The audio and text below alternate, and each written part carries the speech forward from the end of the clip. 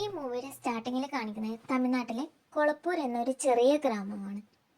അധികം ആരും അറിയപ്പെടാത്ത, ഫോണിന് അത്ര റേഞ്ച് ഒന്നും കിട്ടാത്ത ഒരു കൊച്ചു ഗ്രാമമാണ് ഈ കൊളപ്പൂർ. അങ്ങനെയുള്ള ഒരു ഗ്രാമത്തിൽ വലിയ സ്വപ്നമായിട്ട് വളർന്നു വരുന്ന ഒരു പെൺകുട്ടിയാണ് നമ്മുടെ ഈ ആക്ട്രസ്. അവളുടെ ഏറ്റവും വലിയ ആഗ്രഹം എന്ന് പറയുന്നത് ഒറ്റ തവണയെങ്കിലും കൊറിയക്ക് പോകണം എന്നുള്ളതാണ്. ഇനി നമ്മുടെ ആക്ട്രസിൻ്റെ ചെറുപ്പകാലമാണ് കാണിക്കുന്നത്. സ്കൂളിലെ പ്രോഗ്രാമിന് മറ്റുള്ള കുട്ടികളെ സുഭാഷ് ചന്ദ്രബോസ്, മദർ തെരേസ അങ്ങനെ പല പല വേഷം കിട്ടിയപ്പോൾ നമ്മുടെ ആക്ട്രസിന് കിട്ടിയത് ശംഭവലത്തിൻ്റെ വേഷമാണ്. ശംഭവലം തമിഴ്നാട്ടിലൊരു റാണിയായിരുന്നു. ഇവർ കന്യാകുമാരിയിൽ നിന്നും കൊറിയയിലേക്ക് പോവുകയും തമിഴ്നാട്ടിലെ സംസ്കാരങ്ങളും അക്ഷരങ്ങളും ഒക്കെ കൈമാറിയിട്ടുണ്ടെന്നാണ് പറയുന്നത്. അങ്ങനെ ആ റാണിയുടെ വേഷം ഈ ആക്ട്രസ് നന്നായിട്ട് സ്റ്റേജിൽ അവതരിപ്പിച്ചത് കൊണ്ട് തന്നെ എല്ലാവരും അവളെ ആ റാണിയായിട്ടാണ് കണ്ടത്. പിന്നീട് സ്കൂളിലും നാട്ടിലും വീട്ടിലും എല്ലാവരും ഈ നമ്മുടെ ഈ ആക്ട്രസിനെ ശംഭവലെന്ന് വിളിക്കാൻ തുടങ്ങി. അങ്ങനെ അവൾ ചോപ്സ്റ്റിക്ക് യൂസ് ചെയ്ത് ഫുഡ് കഴിക്കാനും K pop, K drama, Korean language അങ്ങനെയൊക്കെ പുതിയ പുതിയ കാര്യങ്ങളൊക്കെ പഠിക്കാൻ തുടങ്ങിയാണ്. നമ്മുടെ ഈ കൊച്ചു ശംഭവലത്തിന് ഒരു ബോയ് ഫ്രണ്ട് ഉണ്ട്. അവൻ്റെ പേരാണ് മണി. അപ്പോൾ ഇവർക്ക് എങ്ങനെയെങ്കിലും കൊറിയക്ക് പോകണം എന്നുള്ള ആഗ്രഹം ബോയ് ഫ്രണ്ടിനോട് പറഞ്ഞപ്പം ബോയ് ഫ്രണ്ട് പറഞ്ഞു, നിനക്ക് ട്രെയിൻ കയറി കൊറിയയിലേക്ക് പോകാൻ പറ്റും, നീ റെയിൽവേ സ്റ്റേഷനിൽ പോയിട്ട് കൊറിയക്ക് പോകാനുള്ള ടിക്കറ്റ് വാങ്ങിയാൽ മതി എന്ന് പറഞ്ഞു. അപ്പോൾ അവളത് സീരിയസ് ആയിട്ട് എടുക്കുകയും റെയിൽവേ സ്റ്റേഷനിൽ പോയിട്ട് ട്രെയിനിന് വേണ്ടി കാത്തിരിക്കുകയാണ് ചെയ്യുന്നത്. അപ്പോൾ ഈ സംഭവം വീട്ടിലറിഞ്ഞ് നമ്മുടെ കൊച്ചു ശംഭവലത്തിന് വീട്ടിൽ നിന്ന് നല്ല വഴക്ക് കിട്ടുകയാണ്. ശംഭവലത്തിൻ്റെ അച്ഛൻ ഒരു ചെറിയ ഹോട്ടൽ നടത്തിക്കൊണ്ടിരിക്കുകയാണ്.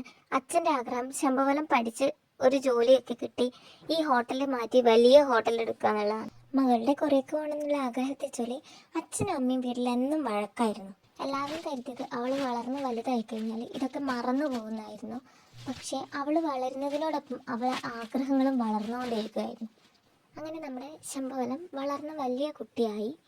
ഭാവിയിൽ അച്ഛൻ്റെ ഹോട്ടൽ ഏറ്റെടുത്ത് നടത്തേണ്ടത് കൊണ്ട് തന്നെ അച്ഛൻ അവളെ പട്ടണത്തിൽ വിട്ടിട്ട് ഹോട്ടൽ മാനേജ്മെൻറ്റ് കോഴ്സായിരുന്നു പഠിപ്പിച്ചത്. പിന്നീട് വീട്ടിലാരോടും പറയാതെ തന്നെ ഇവൾ പാസ്പോർട്ട് ഓഫീസിൽ പോയി പാസ്പോർട്ടിന് അപേക്ഷിക്കുകയും അതേപോലെ തന്നെ ബാങ്കിൽ പോയി ലോണിൻ്റെ കാര്യങ്ങളൊക്കെ അന്വേഷിക്കുകയും ചെയ്യുകയാണ്. ഇതൊക്കെ തന്നെ അവളുടെ പാരൻസ് അറിഞ്ഞ് നല്ല വഴക്കാവുകയാണ്. ശംഭവലത്തിൻ്റെ അച്ഛൻ ചെറുപ്പം തൊട്ടേ അവളെ നന്നായിട്ട് സപ്പോർട്ട് ചെയ്യുമായിരുന്നു.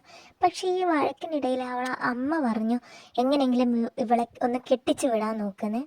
അങ്ങനെ അവൾ ബോയ് ഫ്രണ്ടായ മണിയെ കാണാൻ പോവുകയാണ്. എങ്ങനെയെങ്കിലും പാരൻസിനോട് സംസാരിച്ച് കല്യാണത്തിൻ്റെ കാര്യങ്ങളൊക്കെ ഒന്ന് ശരിയാക്കുക എന്നൊക്കെ പറഞ്ഞ്. പക്ഷെ മണിക്ക് അത്യാവശ്യം നല്ല കടബാധ്യതകളും ഒരു സ്ഥിരമായിട്ടുള്ള ജോലിയോ കാര്യങ്ങളോ ഒന്നും ഉണ്ടായിരുന്നില്ല. അപ്പോൾ മണി പറഞ്ഞത് എനിക്ക് കുറച്ചുകൂടി ടൈം വേണം, നീ വെയിറ്റ് ചെയ്യുക എന്നാണ്. ആ നാട്ടിലെ ഫംഗ്ഷന് ശംഭവലവും അവളുടെ ബോയ് ഫ്രണ്ടും കൂടി ഒരുമിച്ച് ഇടപഴകും, ഡാൻസ് കളിക്കും, ചിരിക്കും അങ്ങനെയൊക്കെ ചെയ്യുന്നുണ്ട്. അപ്പം അവളുടെ അച്ഛൻ എന്തോ ഒരു ഡൗട്ട് തോന്നുകയാണ്. അങ്ങനെ അച്ഛൻ മണിയോട് സംസാരിക്കുകയാണ്, നിൻ്റെ കൂടെയുള്ളവരൊക്കെ പുറത്ത് ചെന്നൈയിലും ബാംഗ്ലൂരും ഒക്കെ പോയി നല്ല ജോലിയൊക്കെ ആയില്ലേ, നീ മാത്രം എന്താ എവിടെയും പോവാതെ ഇങ്ങനെ നിൽക്കുന്നത്. മണി തുറന്നടിച്ച് പറയണേ, എന്ത് എപ്പം ചെയ്യണമെന്ന് എനിക്കറിയാമെന്ന്. എല്ലാവരുടെ ഭാഗത്തു നിന്നും ഇങ്ങനെ ചോദ്യം വരാൻ തുടങ്ങി, ഇതെന്താ ഇവളിങ്ങനെ കല്യാണം കഴിപ്പിക്കാതെ ഇങ്ങനെ വെച്ചേക്കുന്നത് എന്നൊക്കെ. അങ്ങനെ അവളെ പെണ്ണ് കാണാൻ ഒരു വെൽ സെറ്റിലായിട്ടുള്ള പയ്യൻ വരുവാണ്. ശംഭവലത്തിന് ഈ കല്യാണത്തിന് താല്പര്യമില്ലെന്ന് ആ പയ്യനോട് മുഖത്ത് നോക്കി പറഞ്ഞെങ്കിലും പക്ഷെ അവൻ കല്യാണത്തിന് സമ്മതിച്ചുകൊണ്ടാണ് പോയത്. തൊട്ടടുത്ത ദിവസം ശംഭവലം മണിയെ കാണാൻ പോവുകയാണ്. മണി അത്യാവശ്യം നല്ലോണം ദേഷ്യപ്പെട്ട് തന്നെ സംസാരിക്കുന്നുണ്ട്. നിനക്ക് ഇത്രയും നാളും കൊറിയക്ക് പോകണമെന്നായിരുന്നല്ലോ, ഇപ്പൊ നിനക്ക് കല്യാണം കഴിക്കുവാണോ വേണ്ടേ? പെട്ടെന്ന് തന്നെ ശംഭവലത്തിന് അച്ഛൻ വരുവാണ്. മണിയോട് അച്ഛൻ നന്നായിട്ട് ദേഷ്യപ്പെടുന്നുണ്ട്. നീ ബാറിലല്ലേ ജോലി ചെയ്യുന്നത്, നിനക്ക് എൻ്റെ മകളെ കൊണ്ടുപോയിട്ട് പെരുവഴിയിലേക്കാക്കാനല്ലേ എന്നൊക്കെ പറഞ്ഞ് മുഖത്തടിക്കുവാണ്. അച്ഛൻ അവളെ തിരിച്ച് വീട്ടിലേക്ക് കൊണ്ടുപോകാൻ ശ്രമിച്ചപ്പോൾ അവൾ പോയില്ല. അവൻ്റെ കൂടെ പോയി കഴിഞ്ഞാൽ നീ ഒരു കാലത്തും രക്ഷപ്പെടില്ല എന്ന് പറഞ്ഞുകൊണ്ട് അച്ഛൻ തിരിച്ചു പോവുകയാണ്. എന്നാൽ അവൾ അവനെ വിശ്വസിച്ച് എങ്ങോട്ടേക്കൊന്നും പോലും ചോദിക്കാതെ അവൻ്റെ കൂടെ പോവുകയാണ്. അവൻ മറ്റൊരു സിറ്റിയിലേക്കാണ് അവളെ കൊണ്ടുപോയത്. അവിടെ ഹോസ്റ്റലിൽ താമസിപ്പിക്കുകയാണ് ചെയ്തത്. അങ്ങനെ സെപ്പറേറ്റ് ആയിട്ട് അവർ കുറച്ച് ദിവസം താമസിച്ചു. അങ്ങനെ ഒരു ദിവസം ബീച്ചിൽ വെച്ചിട്ട് ഇവർ കണ്ടുമുട്ടാണ്. അപ്പോൾ അവനോട് പറയുന്നത്, നമുക്ക് രണ്ടുപേർക്കും കൊറിയയിലേക്ക് പോകാൻ, നമുക്ക് അവിടെ ജോബ് സെറ്റാക്കാം, നമുക്ക് അവിടെ സെറ്റിലായിട്ട് ജീവിക്കാമെന്ന്. പക്ഷെ അവൾ പറയുന്നുണ്ട്, നിനക്ക് ഒരുപാട് കടങ്ങൾ ഇപ്പം തന്നെയുണ്ട്, ഇതിൻ്റെ ഒന്നും ആവശ്യമില്ല, അതെൻ്റെ ഒരു ജസ്റ്റ് ഡ്രീം ആയിരുന്നു, അത് അങ്ങനെ തന്നെ കിടക്കട്ടെ അങ്ങനെയൊക്കെ പറയുന്നുണ്ട്. പക്ഷെ അവൻ പറയാണ്, നിനക്ക് എന്തായാലും ജോലി കിട്ടും, ഞാൻ എങ്ങനെയെങ്കിലും ജോലി സെറ്റ് ആയിക്കോളാം, നീ പേടിക്കണ്ട, നമുക്ക് കൊറിയയിലേക്ക് പോകാം, ഞാൻ എല്ലാ പേപ്പറും കാര്യങ്ങളും പൈസയും എല്ലാം ഞാൻ സെറ്റാക്കാം, പരിചയമുള്ള ഒരു ഏജൻസി ഉണ്ട്, അവർ വഴി ഞാൻ ഓൾറെഡി എല്ലാം സെറ്റാക്കി, നിൻ്റെ പാസ്പോർട്ട് ഈ അടുത്ത് തന്നെ വരും, അപ്പോൾ നമ്മൾ പോവുകയാണ് അങ്ങനെയൊക്കെ പറഞ്ഞു. അങ്ങനെ അവർ കൊറിയയിലേക്ക് പോകാൻ റെഡിയായി. എയർപോർട്ടിലേക്ക് പോയിക്കൊണ്ടിരിക്കുന്ന സമയത്ത് ഷെൻബ മണീനെ കോൺടാക്ട് ചെയ്യുന്നുണ്ട്. അപ്പം മണി പറഞ്ഞു, ഞാൻ അങ്ങോട്ടേക്ക് എത്തിക്കോളാം, നീ അവിടെ എത്തിക്കോ, എയർപോർട്ടിലേക്ക് എത്തിക്കോ, അവിടെ വെച്ച് മീറ്റ് ചെയ്യാമെന്നെല്ലാം പറയുന്നുണ്ട്. ഇവനെ വിളിക്കുന്നതിന് ഇവൻ ഓരോ എക്സ്ക്യൂസ് പറഞ്ഞു കൊടുക്കുക, ഞാൻ ഇപ്പം എത്താനായി, ഞാൻ എത്തും, അങ്ങനെയൊക്കെ പറഞ്ഞുകൊണ്ടിരിക്കുക. അവൻ അവളോട് പറയാണ്, നീ ഫ്ലൈറ്റിൽ കയറിക്കോ, നീ കയറിയിരുന്നോ, ഞാൻ വന്നു കൊള്ളാം, ഞാൻ എത്തി എത്തി എത്തി അങ്ങനെ ഓരോ കാരണങ്ങൾ പറയാണ്. ആ സമയത്ത് ഷൺമ വീട്ടിലേക്ക് വിളിക്കുകയാണ്. അമ്മ ദേഷ്യപ്പെടുന്നുണ്ട്, നീ എന്തിനാ ഇപ്പം ഇങ്ങോട്ടേക്ക് വിളിച്ചത്, അന്ന് അച്ഛൻ വന്നപ്പോൾ നീ അച്ഛനെ അപമാനിച്ചു വിട്ടതല്ലേ, എന്നിട്ട് അച്ഛൻ്റെ കയ്യിൽ നിന്ന് നിനക്ക് ആ കാശ് വാങ്ങാൻ എങ്ങനെ തോന്നി എന്നൊക്കെ ചോദിക്കുന്നുണ്ട്. പക്ഷെ അവൾ ഇതൊക്കെ കേട്ട് ഷോക്കായിട്ട് വെക്കുകയാണ്. അച്ഛൻ എപ്പോൾ കാണാൻ വന്ന്, അച്ഛൻ്റെ കയ്യിൽ നിന്ന് ആരാ പൈസ വാങ്ങിയൊന്നും അവൾക്കറിയില്ലായിരുന്നു. ഷൺബ അപ്ലൈ ചെയ്ത ലോണ് ശരിയാത്തത് കൊണ്ട് തന്നെ അച്ഛൻ സ്വന്തം കയ്യിൽ നിന്നുള്ള പൈസ എടുത്തിട്ട് കൊടുക്കുകയായിരുന്നു ചെയ്തത്. അപ്പോൾ അമ്മ എല്ലാം ഇവക്ക് എക്സ്പ്ലെയിൻ ചെയ്ത് കൊടുക്കുമായിരുന്നു. ശേഷം അവൾക്ക് മനസ്സിലായി മണി ചീറ്റ് ചെയ്തതാണെന്ന്. അപ്പോൾ ഇവൾ മണീനെ കോണ്ടാക്ട് ചെയ്യാൻ ശ്രമിക്കുന്നുണ്ട്. പക്ഷെ മണി വേറൊരു ഫ്ലൈറ്റിൽ മറ്റെവിടത്തേക്കോ പോകുന്നതായിട്ടാണ് കാണിക്കുന്നത്. ഇനി എന്ത് ചെയ്യണമെന്ന് അറിയാതെ അവൾ കരയാൻ തുടങ്ങി. ഫൈനലി അവൾ കൊറിയയിലേക്ക് എത്തുകയാണ്. എയർപോർട്ടിന്റെ പുറത്തേക്ക് വന്നപ്പോൾ അവിടെ ഒരു മജീഷ്യൻ ഉണ്ടായിരുന്നു. എന്തൊക്കെയോ മാജിക് ഒക്കെ കാണിച്ചുകൊണ്ടിരിക്കുന്നു. അവർ ജസ്റ്റ് ഇങ്ങനെ ഒന്ന് നോക്കി. അതിനുശേഷം അവൾ ഒരു സ്ഥലത്ത് മാറി നിന്ന് എന്ത് ചെയ്യണമെന്ന് അറിയാതെ ഇങ്ങനെ നോക്കിക്കൊണ്ടിരിക്കുകയായിരുന്നു. പെട്ടെന്ന് ആ മജീഷ്യൻ ഷെൻബയുടെ അടുത്തേക്ക് വരുന്നു. എന്തോ മാജിക് ഒക്കെ കാണിച്ച് എന്നിട്ട് ചെറിയ ഗിഫ്റ്റ് കൊടുക്കുന്നു. ഒരു ചെറിയൊരു ലെറ്റർ പോലെ. ആ ലെറ്ററിൽ എഴുതിയിരിക്കുന്നത്, നിങ്ങളത് എവിടെ അവസാനിച്ചെന്ന് കരുതുന്നു അവിടെ നിന്നാണ് തുടങ്ങുന്നത്. പെട്ടെന്ന് ആ മജീഷ്യൻ അപ്രത്യക്ഷമാവുകയാണ്. അതിനുശേഷം ഷെൻബ ഹോട്ടലിലേക്ക് പോകേണ്ടിയിട്ട് ടാക്സി കിട്ടാൻ ശ്രമിക്കുകയാണ്. നല്ല വിൻ്ററും കൂടിയായിരുന്നു. അതിനുശേഷം അവൾ ഹോട്ടലിലെത്തി മണി അയച്ച വോയിസ് മെസ്സേജ് കേൾക്കുകയാണ്. എൻ്റെ അവസ്ഥ കൊണ്ട് ഞാൻ ചെയ്തതാണ്, ഞാൻ പിന്നെ എന്ത് ചെയ്യാനാണ്, ഞാൻ നിന്നോട് ചെയ്തത് ശരിയാണോ തെറ്റാണോ എന്നൊന്നും എനിക്കറിയില്ല, എനിക്ക് ഇഷ്ടപ്പെട്ട നാട്ടിൽ സന്തോഷത്തോടെ ജീവിക്കൂ എന്നാണ് മണി പറയുന്നത്. ഇത് കേട്ടിട്ട് ഷെൻബക്ക് നല്ല ദേഷ്യം വന്നിട്ട് ഫോൺ വലിച്ചെറിയാണ് ചെയ്യുന്നത്. അടുത്ത ദിവസം ഷെൻബ പുറത്തേക്ക് പോവാണ്.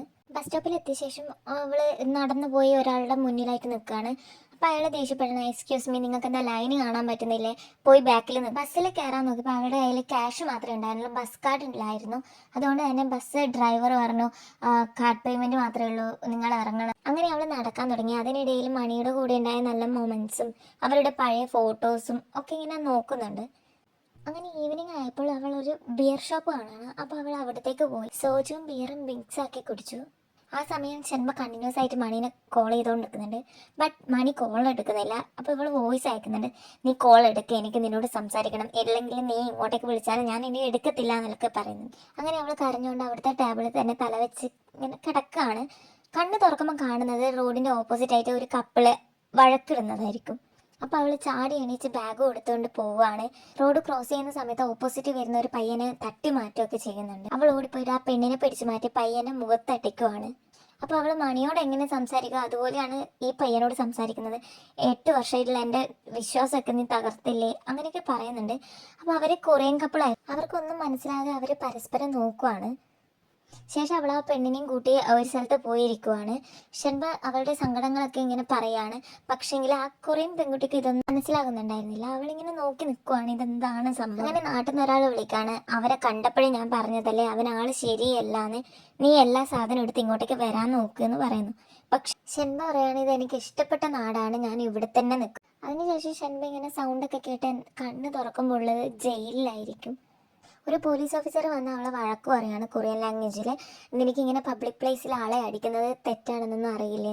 പക്ഷേ അവൾക്ക് ആ ലാംഗ്വേജ് മനസ്സിലാകുന്നുണ്ടാകുന്നില്ല. അപ്പോൾ അവളിങ്ങനെ പറയുന്നുണ്ട്, ഇപ്പം പ്രശ്നം കുടിച്ചതിനാണോ അടിച്ചതിനാണോ അവൾക്ക് മനസ്സിലാകുന്നില്ല. ആ സമയത്ത് ഈ പോലീസ് ഓഫീസറിനോട് ഒരു ലേഡി പോലീസ് വന്നിട്ട് പറയാണ്, ഈ പെൺകുട്ടീനെ നോക്കിയിട്ട് ഒരാൾ വന്നിട്ടുണ്ടെന്ന്. ഷെൻബയെ അന്വേഷിച്ച് വന്ന കൊറിയൻ പയ്യൻ ഒരു വീഡിയോ ക്ലിപ്പ് കാണിക്കുകയാണ് പോലീസ് ഓഫീസർ. ആ കപ്പിൾ വഴക്കിടുന്ന സമയത്ത് ആ ബോയ് ഫ്രണ്ട് അവൻ്റെ ഗേൾഫ്രണ്ടിനെ അടിച്ചത് കൊണ്ടാണ് ഷെൻബ അവനെ അടിച്ചത് എന്ന് പറയുന്നുണ്ട്. അങ്ങനെ അവളെ വിട്ടയക്കാൻ തീരുമാനിക്കുകയാണ്. പുറത്തേക്ക് വന്ന ഷെൻബയോട് ആ കൊറിയൻ പയ്യൻ പറയാണ്, നീ സൈൻ ഇടുന്ന് പറയും. അവൾ പറയും, നീ പറയുമ്പോൾ ഞാൻ എന്തിനു സൈൻ ഇടണം, നീ ആരാടാ എന്നൊക്കെ ചോദിക്കും. അപ്പോൾ അവൻ ട്രാൻസ്ലേറ്റർ യൂസ് ചെയ്തിട്ട് കാണിച്ചു കൊടുക്കും, നീ സൈൻ ഇട്ട് കഴിഞ്ഞാൽ നിനക്ക് പോകാം, അല്ലെങ്കിൽ നീ ഇവിടെ തന്നെ നിന്നോ, ഞാൻ പോകും. അപ്പോൾ അവൾ പറയും, ഞാൻ എവിടെ വേണ്ടിയിട്ട് സൈൻ ഇടാമെന്ന്. സൈനൊക്കെ ഇട്ട് പോലീസ് സ്റ്റേഷനിൽ തിരിച്ചു പോകാൻ നോക്കുമ്പോൾ ഷെൻബ പോലീസിനോട് ഒരു മാസ് ഡയലോഗ് അടിക്കുകയാണ്, എൻ്റെ നാട്ടിലായിട്ടായിരിക്കണമായിരുന്നു ഞാൻ ആ പയ്യനെ ചെരുപ്പ് ഊരി അടിച്ചേനെന്ന്. പക്ഷേങ്കിൽ അവൾ അവളുടെ ലാംഗ്വേജ് പറഞ്ഞത് കൊണ്ട് പോലീസുകാരനും ഒന്നും മനസ്സിലായില്ല. പോലീസ് സ്റ്റേഷനിൽ ഇറങ്ങിയിട്ട് പോകുന്ന സമയത്ത് ഷെൻബ ഈ കൊറിയൻ പയ്യനോട് ചോദിക്കുന്നുണ്ട്, നീ ആരാണ്, എന്തിനാ എന്നെ ഹെൽപ്പ് ചെയ്ത്. അപ്പോൾ അവൻ പറയാണ്, എൻ്റെ പേര് ഹോജുൻജെ, നീ ആരാണ്, നീ കൊറിയയിൽ എന്താണ് ചെയ്യുന്നതെന്ന് ചോദിക്കും. അങ്ങനെ അവൾ പറയാം, എൻ്റെ പേര് ഷൺബകം എന്നാണ്, ഞാൻ ഇവിടെ വലിയ ഹോട്ടലിൽ ജോലിക്ക് വന്നതാണ്. അവൾ ഹോട്ടലിൻ്റെ പേരും സ്ഥലവും ഒക്കെ എക്സ്പ്ലെയിൻ ചെയ്തു കൊടുക്കും. ഷൺബകം താങ്ക്സ് ഒക്കെ പറഞ്ഞ് നടന്നു.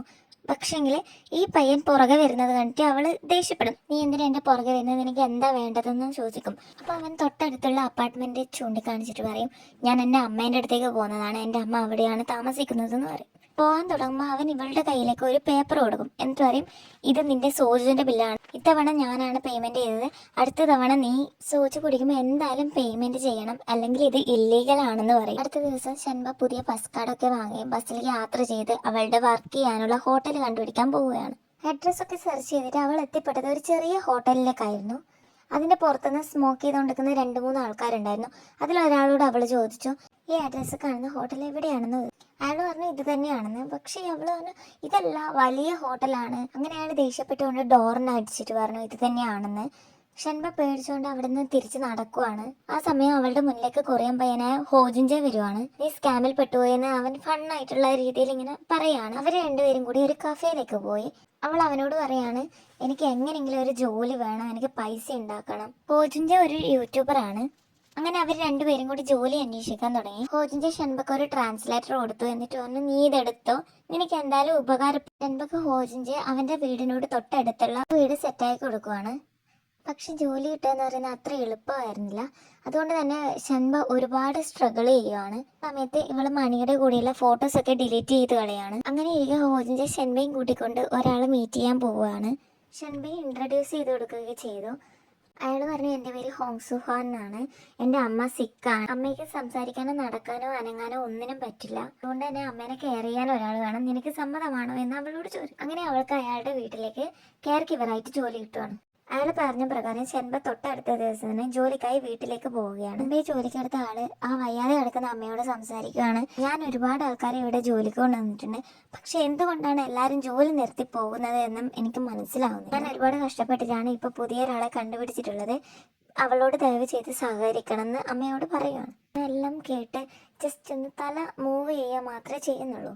ഷൺബയെ മുകളിലത്തെ റൂമിലേക്ക് വിളിച്ച് അമ്മയെ കാണിച്ചു കൊടുക്കുവാണ്. അതിനുശേഷം അയാളുടെ ഭാര്യ പറയാണ്, അമ്മയെ ക്ലീൻ ആക്കലും ഫുഡ് കൊടുക്കലും മാത്രമല്ല, കിച്ചണും ഫ്ലോറും എപ്പോഴും ക്ലീൻ ആക്കണം. ഞങ്ങൾ രാത്രി 8 മണിക്കാണ് എത്തുക, അതിനു മുമ്പ് നിന്റെ വർക്കൊക്കെ കഴിഞ്ഞ് നിനക്ക് പോകാമെന്ന് പറയുന്നു. അങ്ങനെ ഷൺബ ആ ഗ്രാനിയെ ക്ലീൻ ആക്കി ഫുഡൊക്കെ കൊടുത്ത് അതിനുശേഷം താഴത്തെ ഫ്ലോർ ക്ലീൻ ആയിക്കൊണ്ടിരിക്കുന്ന സമയത്ത് മുകളിൽ എന്തോ വീഴുന്നത് പോലെ കേട്ടു. അവൾ ഓടിപ്പോയി നോക്കുമ്പോൾ ഗ്രാനിന്റെ റൂമിൽ ഒരു ഫ്ലവർ പോട്ട് താഴെ വീണ് കിടക്കുന്നതായിരിക്കും. പക്ഷെ ഗ്രാനി നല്ല ഉറക്കത്തിലാണ്. എന്താ സംഭവം എന്നൊന്നും മനസ്സിലാത്തത് കൊണ്ട് തന്നെ ഷൺബക്ക് ചെറുതായിട്ടൊരു പേടി തോന്നി. വർക്ക് കഴിഞ്ഞ് നൈറ്റ് ആയപ്പം മകനും ഭാര്യയും വന്നു. അപ്പോൾ അവളോട് പറയണ എല്ലാം ഓക്കെ അല്ലേ, എന്നാൽ നീ നാളെ വന്നോ എന്ന് പറയും. അവളുടെ ഉള്ളിൽ ചെറിയൊരു പേടി ഉണ്ടെങ്കിലും 2ാമത്തെ ദിവസം ഒരു കുഴപ്പമില്ലാതെ തന്നെ കടന്നുപോയി. അതേ ദിവസം രാത്രി തന്നെ ഷൺബ ഒരു പേടി സ്വപ്നം കണ്ട് ഞെട്ടി ഉണരുവാണ്. അവള് താമസിക്കുന്ന സെയിം ബിൽഡിങ്ങിന്റെ ടെറസിൽ നിന്ന് 2 ആൺപിള്ളേര് ബാൻഡ് പ്രാക്ടീസ് ചെയ്യുന്നുണ്ടായിരുന്നു. ആ സൗണ്ട് കാരണം ഷൺബക്ക് ഉറങ്ങാൻ പറ്റുന്നുണ്ടായിരുന്നില്ല. അപ്പോൾ അവള് പോയിട്ട് അവരെ വഴക്കു പറയാണ്. അടുത്ത ദിവസം ഷൺബ ജോലിക്ക് പോകാൻ റെഡിയാവുകയാണ്. ചെറിയ പേടിയൊക്കെ ഉള്ളത് കാരണം അവൾ പോകുന്ന വഴിയൊക്കെ പ്രാർത്ഥിച്ചുകൊണ്ടാണ് പോകുന്നത്. എന്നത്തെ പോലെ ഗ്രാനിക്ക് ഫുഡൊക്കെ കൊടുത്തു ക്ലീൻ ആക്കി. അവൾ കിച്ചണിൽ നിന്നും പാത്രം കഴുകിക്കൊണ്ടിരിക്കുകയായിരുന്നു. ചെറിയൊരു പേടി കാരണം ഇടയ്ക്ക് തിരിഞ്ഞൊക്കെ നോക്കുന്നുണ്ട്. ആ സമയത്ത് മുകളിലത്തെ നിലയിൽ നിന്ന് എന്തോ ശബ്ദം കേൾക്കുന്നത് പോലെ തോന്നും. അങ്ങനെ അവൾ മുകളിലത്തെ നിലയിലേക്ക് പോയി. ഡോറ് തുറക്കാതെ ഡോറിനടിയിലൂടെ ആ റൂമിൽ എന്താണ് നടക്കുന്നതെന്ന് കാണാൻ ശ്രമിച്ചു. പക്ഷെ അവൾ കണ്ടത് ആരും നടക്കുന്നത് പോലെയായിരുന്നു. അവൾ പെട്ടെന്ന് തന്നെ ഡോറ് തുറന്നു. അപ്പം കണ്ടത് കാൻഡി കഴിച്ചുകൊണ്ടിരിക്കുന്ന ഗ്രാനിനെയായിരുന്നു. ഒരു നിമിഷം സ്റ്റക്കായി രണ്ടുപേരും പരസ്പരം നോക്കിക്കൊണ്ടിരിക്കുകയായിരുന്നു. തൻ്റെ കള്ളത്തരം പിടിക്കപ്പെട്ടത് കൊണ്ട് ഗ്രാനി ചെറുതായിട്ടൊന്ന് ചിരിക്കുന്നുണ്ടായിരുന്നു. പെട്ടെന്ന് തന്നെ ഗ്രാനി അവളെ പിടിച്ച് സോഫയിലേക്ക് എടുത്തുവാണ്. എന്നിട്ട് പറയാണ്, ഞാൻ രോഗിയായി അഭിനയിക്കുന്നത് എന്തിനാണെന്ന് എന്നോട് ഇങ്ങോട്ടേക്ക് ചോദിക്കേണ്ട, അതെൻ്റെ പേഴ്സണൽ ആയിട്ടുള്ള കാര്യമാണ്. ഈ ജോലിയിൽ നിന്ന് നിന്നെ പറഞ്ഞു വിടണ്ട എന്നാണെങ്കിൽ ഞാൻ പറയുന്നത് പോലെ നീ കേൾക്കണം. മുൻപ് ജോലിയിലുണ്ടായവരൊക്കെ 10 ദിവസം കൊണ്ടാണ് കണ്ടുപിടിച്ചത്, പക്ഷേ നീ വെറും 3 ദിവസം കൊണ്ട് കണ്ടുപിടിച്ചു. ഈ കാര്യം മറ്റാരോടെങ്കിലും പറഞ്ഞു കഴിഞ്ഞാൽ എൻ്റെ മകനോട് പറഞ്ഞ് നിന്നെ ഞാൻ ജോലിയിൽ നിന്നും പിരിച്ചു വിടുമെന്ന് പറഞ്ഞ് അവളെ ഭീഷണിപ്പെടുത്തുകയാണ്. അങ്ങനെ അവൾ ആരോടും പറയില്ല എന്ന് സമ്മതിക്കും. നെക്സ്റ്റ് ഡേ ഷൺബ എന്നത്തെയും പോലെ ജോലിക്ക് വരികയാണ്. മകനും മരുമകളും ജോലിക്ക് പോയ ശേഷം ഗ്രാനി അവളെയും കൂട്ടി ബൈക്ക് എടുത്ത് കറങ്ങാൻ പോകും. അങ്ങനെ രാവിലെ തൊട്ട് രാത്രി വരെ അവർ ഷോപ്പിംഗ് ചെയ്ത് ഫുഡ് കഴിച്ച് എൻജോയ് ചെയ്യുകയാണ്. ശേഷം മകൻ വരുന്നതിന് മുന്നേ അവർ വീട്ടിലേക്ക് എത്തി. ഗ്രാനി സിക്കായതുപോലെ തന്നെ അഭിനയിച്ച് കിടക്കുവാണ്. ഷെൻബ ആ സമയം കൊണ്ട് കിച്ചണൊക്കെ ക്ലീൻ ചെയ്യും. അങ്ങനെ അവർ ദിവസവും പുറത്തേക്കൊക്കെ കറങ്ങാൻ പോവാണ്. ഷെൻബ ഹോജുൻജാനെയും കൂടി ഗ്രാനിക്ക് പരിചയപ്പെടുത്തി കൊടുക്കുന്നുണ്ട്. ഷെൻബ ഗ്രാനിയോട് പറയാണ് അവൾക്ക് അവളുടെ ഫാമിലിയിലെ നന്നായിട്ട് മിസ് ചെയ്യുന്നുണ്ട്, പക്ഷെ അവളെ ഇഷ്ടപ്പെട്ട നാട്ടിലേക്ക് എത്തിപ്പെടാൻ പറ്റിയതിലും അവൾക്ക് സന്തോഷമുണ്ടെന്ന്. അച്ഛൻ അവൾക്ക് വേണ്ടി ചെലവഴിച്ച പൈസ എങ്ങനെയെങ്കിലും അച്ഛനെ തന്നെ തിരിച്ചു കൊടുക്കണമെന്നാണ് അവളുടെ ആഗ്രഹം. അതിനിടയിൽ ഗ്രാനി പറയണേ ഞാൻ തന്നെ ഒരു തവണ രക്ഷിച്ചിട്ടുണ്ടെന്ന്. അപ്പോൾ അവൾ പറയുന്നത് മനസ്സിലായില്ല. ഗ്രാനി പറയാണ് എൻ്റെ മകൻ 3 ദിവസത്തിന് ശേഷം നിന്നെ പറഞ്ഞു വിടാൻ തീരുമാനിച്ചതായിരുന്നു, അപ്പോൾ ഞാനാണ് പറഞ്ഞത് എനിക്ക് നിന്നെ തന്നെ മതിയെന്ന്. അപ്പോൾ ശെമ്പ സന്തോഷത്തോടുകൂടി ഗ്രാനിയോട് താങ്ക്സ് പറയുകയാണ്. അപ്പോൾ ഗ്രാനി ശെമ്പയോട് ചോദിക്കുകയാണ് അതൊക്കെ പോട്ടെ, നീ എന്തുകൊണ്ട് എൻ്റെ കാര്യം എൻ്റെ മകനോടും ഭാര്യയോടും പറയാതിരുന്നത്? അപ്പോൾ ശെമ്പ പറയുകയാണ് ഞാൻ പറഞ്ഞു കഴിഞ്ഞാൽ എൻ്റെ ജോലി പോകില്ലേ. ഗ്രാനി ശെമ്പയോട് പറയാണ് നിന്നെ എനിക്ക് കണ്ടപ്പോൾ തന്നെ വിശ്വാസമായിരുന്നു. അതിനിടയിൽ ഗ്രാനി അവളോട് മണി എങ്ങനെയാണ് ചീറ്റ് ചെയ്തത് എന്നൊക്കെ ചോദിക്കുന്നു. ആ സമയം ശെമ്പ ഗ്രാനിയോട് കേൾക്കാണ് അതൊക്കെ പോട്ടെ, നിങ്ങൾക്ക് എന്താ നിങ്ങളുടെ സ്വന്തം മകനെ വിശ്വാസം ഇല്ലാത്തത്? അപ്പോൾ ഗ്രാനി പറയാണ് ഞാനും എൻ്റെ ഭർത്താവും ഹോട്ടൽ നടത്തിക്കൊണ്ടാണ് എൻ്റെ മക്കളെ പഠിപ്പിച്ചതും വളർത്തിയതും ഒക്കെ. അവർ വളർന്ന് വലുതായപ്പോൾ കല്യാണമൊക്കെ കഴിച്ചു, അവർക്ക് കുട്ടികളുമായി. അതിനിടയിലാണ് എൻ്റെ ഭർത്താവ് മരണപ്പെടുന്നത്.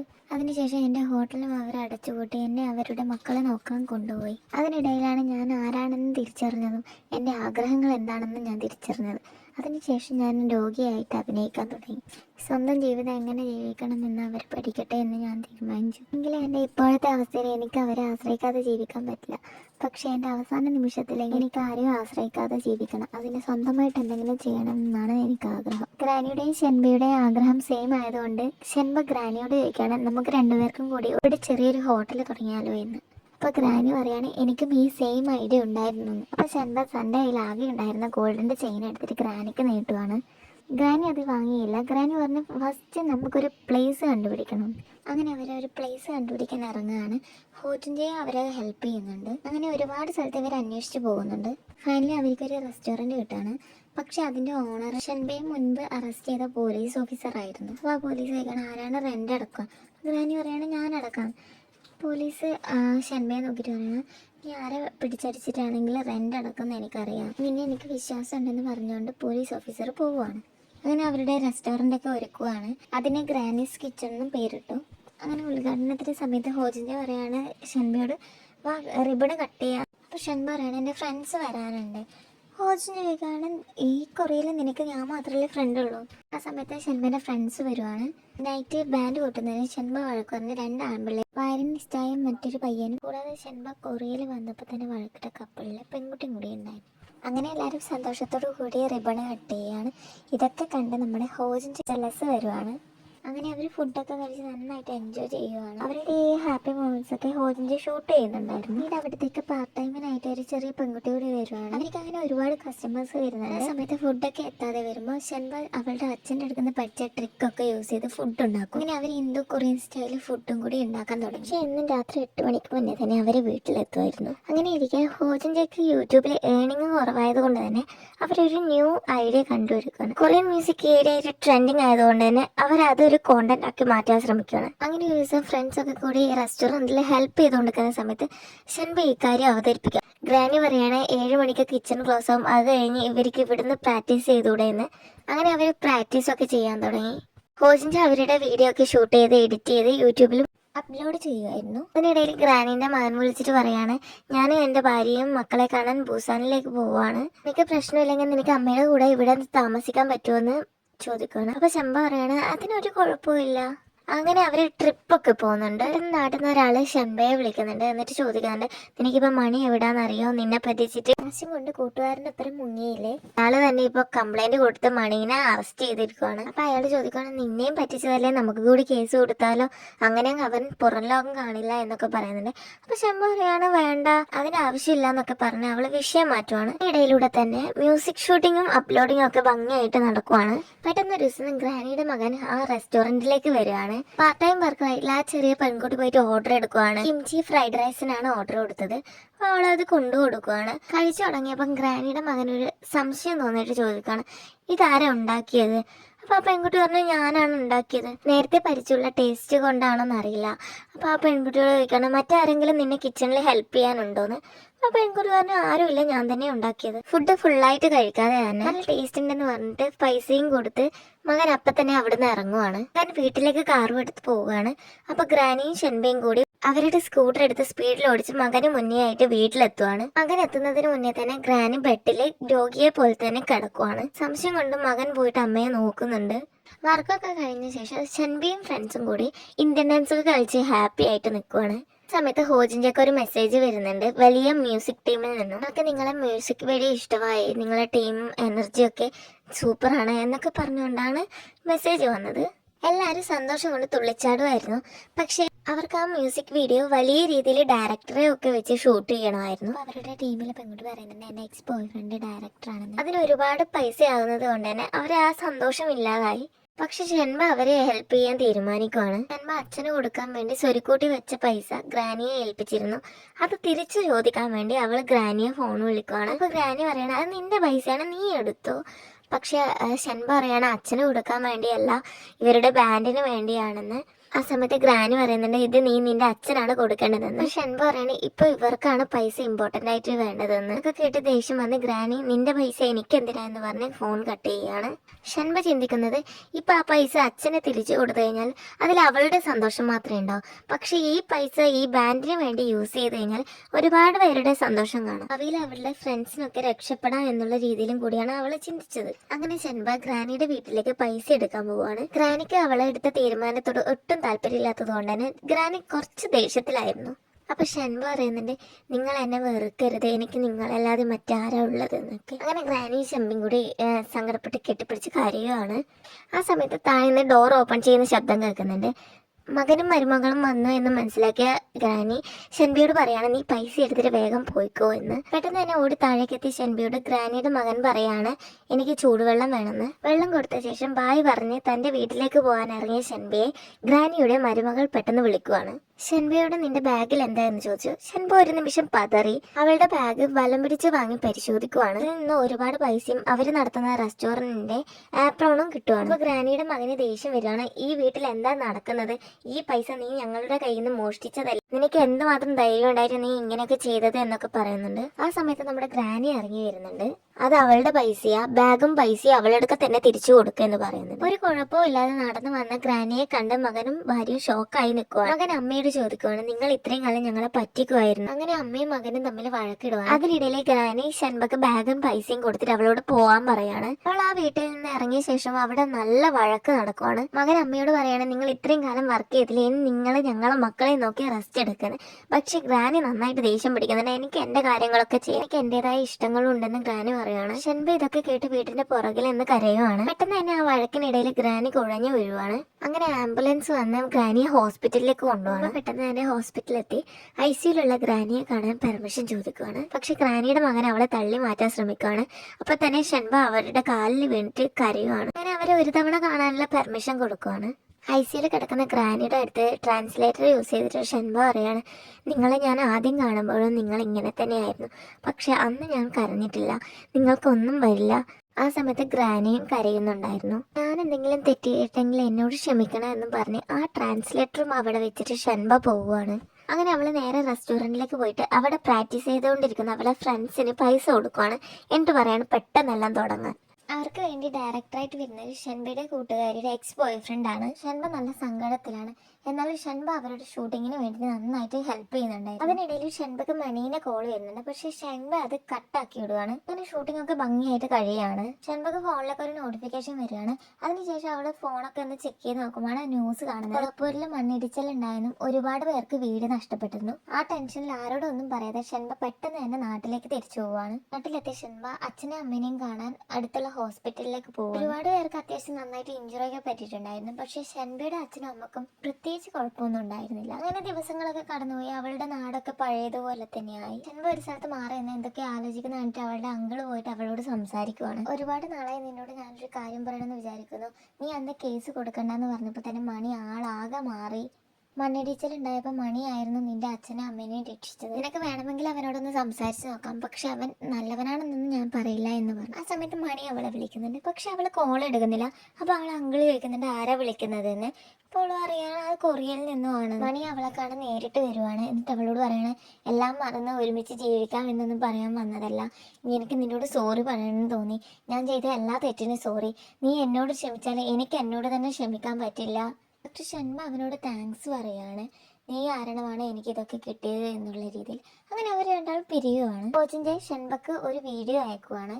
അതിൽ അവൻ പറയുന്നത് നീ ഞങ്ങളോട് പറയാതെ പെട്ടെന്ന് തന്നെ നാട്ടിലേക്ക് തിരിച്ചു പോയി. വീഡിയോ കാണുന്നതിനുള്ളിൽ ഷൺബ നോട്ടീസ് ചെയ്തത് ഹോജിൻ്റെ ബാക്ക്ഗ്രൗണ്ട് ആയിരുന്നു. അതിലൊരു ജോക്കറിൻ്റെ മാസ്ക് ഉണ്ടായിരുന്നു. ആ സമയത്ത് ഷൺബ ഓർമ്മിക്കണം അവൾ കൊറിയയിലേക്ക് വന്ന് ഇറങ്ങിയ സമയത്ത് എയർപോർട്ടിൻ്റെ പുറത്ത് മാജിക് കാണിച്ചുകൊണ്ടിരുന്ന ആ മജീഷ്യൻ്റെ മുഖത്തും ഇതേ മാസ്ക് ഉണ്ടായിരുന്നു. ഹോജിൻ്റെ പറയാണ് അന്ന് എയർപോർട്ടിൽ കണ്ണുനീരുമായിട്ട് നിൽക്കുന്ന നിന്നെയാണ് ഞാൻ കണ്ടത്. എന്തുകൊണ്ടാണെന്ന് എനിക്കറിയില്ല. എനിക്ക് നിന്നെ ഹെൽപ്പ് ചെയ്യണം, നിന്നോട് സംസാരിക്കണം എന്നൊക്കെ തോന്നി. എനിക്ക് നിന്നെ ഇപ്പം വല്ലാതെ മിസ് ചെയ്യുന്നുണ്ട്. സി യു സൂൺ പറഞ്ഞിട്ട് ആ വീഡിയോ അവസാനിക്കുവാണ്. അതിനുശേഷം അവൾക്ക് മുൻപേ കേട്ട് പരിചയമുള്ള വയലിൻ ട്യൂണ് കേൾക്കും. അങ്ങനെ പുറകോട്ട് തിരിഞ്ഞു നോക്കിയ ഷൺബ സർപ്രൈസ് ആവുകയാണ്. കൊറിയയിലുള്ള അവളുടെ കൂട്ടുകാരൊക്കെ അവളെ കാണാൻ ഇവിടെ നാട്ടിലേക്ക് എത്തിയിരിക്കുകയാണ്. ഷൺബയുടെ വീട്ടുകാരൊക്കെ കൂടി അവളുടെ കൂട്ടുകാരെ നന്നായിട്ട് സ്വീകരിക്കുന്നുണ്ട്. അതിനിടയിൽ ഷൺബ ഹോജിൻജിയോട് ഗ്രാനി എങ്ങനെ സുഖമായിരിക്കുന്നു എന്നൊക്കെ ചോദിക്കുന്നുണ്ട്. അപ്പോൾ ഹോജിൻജി പറയാണ് ഗ്രാനി നിന്നെ ഇത് കേൾപ്പിക്കാൻ പറഞ്ഞു എന്ന് പറഞ്ഞാൽ ആ ട്രാൻസ്ലേറ്റർ ഓൺ ആക്കും. വോയിസിൽ ഗ്രാനി പറയാണ് എനിക്ക് നിന്നോട് കുറേ കാര്യങ്ങൾ സംസാരിക്കാനുണ്ടായിരുന്നു. നീ കാരണമാണ് എൻ്റെ ആഗ്രഹങ്ങളൊക്കെ സാധിച്ചത്. ഒരുപാട് നാളുകൾക്ക് ശേഷമാണ് ഞാൻ ഒരാളുമായിട്ട് ഇത്രയും അടുക്കുന്നത്. ഒരുമിച്ച് ചിലവഴിച്ച സമയമൊക്കെ ഞാൻ വളരെ സന്തോഷവതിയായിരുന്നു. നീ എനിക്ക് എൻ്റെ മകളെ പോലെയാണ്. ഞാൻ എപ്പോഴും നിന്റെ കൂടെ തന്നെ ഉണ്ടാവും. എനിക്ക് നിന്നെ കാണണമായിരുന്നു എന്നും കൂടി ഗ്രാനി പറയാണ്. ആ വോയിസ് കേട്ട് കഴിഞ്ഞ ശേഷം ഷൺബ ഹോജിൻജിയോട് പറയാണ് എനിക്ക് അന്ന് ഗ്രാനിയോട് സംസാരിക്കണമായിരുന്നു എന്ന്. അപ്പോൾ ഹോജിൻജി ചെറിയൊരു സങ്കടത്തിൽ പറയാണ് ഗ്രാനി ഇനി ഇല്ലാന്ന്. 2 ദിവസത്തിന് ശേഷം എന്തൊക്കെയോ ആലോചിച്ച് നിൽക്കുന്ന ഷൺബയെ കണ്ട് അവളുടെ അച്ഛൻ അവളോട് സംസാരിക്കുവാണ്. നീ എന്തിനാ ഒരുപാട് ഇങ്ങനെ ആലോചിക്കുന്നത്? നിനക്ക് എന്താണോ തോന്നുന്നത് അതുപോലെ ചെയ്. 2 ദിവസമായി നിന്റെ കൂട്ടുകാർ വന്ന് അവളെ ഞങ്ങൾ കൊറിയയിലേക്ക് കൊണ്ടുപോയിക്കോട്ടെ എന്നൊക്കെ എന്നോട് ചോദിക്കുന്നുണ്ട്. കൂടാതെ അച്ഛൻ മറ്റൊരു കാര്യം കൂടി പറയാണ്, നീ അമ്മയോട് പറഞ്ഞെന്ന് കേട്ടല്ലോ, അച്ഛന് എനിക്ക് വേണ്ടി ചെലവഴിച്ച പണം എനിക്ക് ഇതുവരെ തിരിച്ചു കൊടുക്കാൻ പറ്റിയിട്ടില്ല എന്ന്. പക്ഷെ നീ ഇപ്പോൾ ആ പൈസ തന്നിരുന്നെങ്കിൽ കൂടി എനിക്ക് ഇത്രയും സന്തോഷം ഉണ്ടായില്ലായിരുന്നു. നിന്നെ കാണാൻ ഇത്രയും ദൂരത്തിൽ നിന്ന് അവരൊക്കെ വന്നില്ലേ, എനിക്കിപ്പോഴാണ് സന്തോഷമായത്. പറ്റുമെങ്കിൽ നീ കുറേക്ക് പോകും, എന്നിട്ട് ഞങ്ങളെയും കൂടി അങ്ങോട്ടേക്ക് കൊണ്ടുപോകും എന്നാണ് അച്ഛൻ പറയുന്നത്. അങ്ങനെ സന്തോഷമായിട്ട് പോയിട്ട് വാ എന്നൊക്കെ പറഞ്ഞ് അവളുടെ വീട്ടുകാർ അവളെ യാത്രയാക്കുവാണ്. കൊറിയയിലേക്ക് എത്തിയ ശേഷം ഷൺബ ഗ്രാനിയുടെ വീട്ടിലേക്ക് പോവുകയാണ്. പക്ഷെ അവിടുന്ന് എല്ലാവരും താമസം മാറി പോയിരുന്നു. അതിനുശേഷം ഷൺബ അവരുടെ റെസ്റ്റോറൻറ്റിലേക്ക് പോവുകയാണ്. ഗ്രാനിയുടെ കൂടെ ഉണ്ടായ മൊമെന്റ്സ് ഒക്കെ ആലോചിച്ച് അവൾ കരയാണ്. അതിനുശേഷം അവൾ ആ റെസ്റ്റോറൻ്റ് ഒക്കെ ഓപ്പൺ ചെയ്യുകയാണ്. ഷൺബ സ്വയം ചിന്തിക്കുകയാണ്, മുമ്പ് ഞാൻ ആരാണെന്ന് ചോദിച്ചു കഴിഞ്ഞാൽ എനിക്കൊരു ഐഡൻറ്റിറ്റി ഇല്ലായിരുന്നു. ഇപ്പോൾ എനിക്കൊരു ഐഡൻറ്റിറ്റി ഉണ്ട്. ഞാൻ ഗ്രാനീസ് കിച്ചൺ ഷൺബയാണ്. അതുപോലെ തന്നെ നമ്മൾ എവിടെ നിന്ന് അവസാനിച്ചു എന്ന് കരുതുന്നു അവിടെ നിന്നാണ് തുടങ്ങുന്നത്. അങ്ങനെ ഈ മൂവി അവസാനിക്കുവാണ്.